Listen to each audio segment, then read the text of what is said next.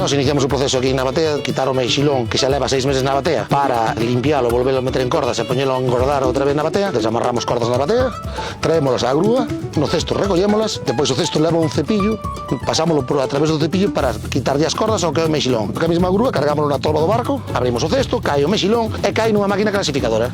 A máquina clasificadora o que fai é separar os mexilóns pequenos dos máis grandes. Os máis grandes son os que pasamos á fase de engorde e botará 8 meses na batea. O máis pequeniño nos volvemos a aproveitar outra vez. E o que facemos é volverlo a enrollar en cordas outra vez e poñémolo na proa da batea, que é a zona máis productiva que ten a batea, para que ese mexilón pequeniño crezca máis rápido. Unha vez que chega ao tamaño deste, volvemos a facer o mismo. Sacámoslo da agua, limpiámoslo outra vez e volvemos a enrollar para esos 8 meses a que chegue a tamaño comercial. Nesta máquina usamos unha media de algodón para nos agarrar o mexilón mentras este, por o seu medio natural, non se agarra, que sobre unha semana máis ou menos desaparece do mar, o mexilón xa botou o seu propio viso para agarrarse á corda. E unha vez acabada a corda, colgámoslo na batea outra vez, amarrámoslo aos puntóns para que bote outro ano máis na batea e chegue ao seu tamaño comercial. O tamaño comercial serán 8 ou 10 centímetros.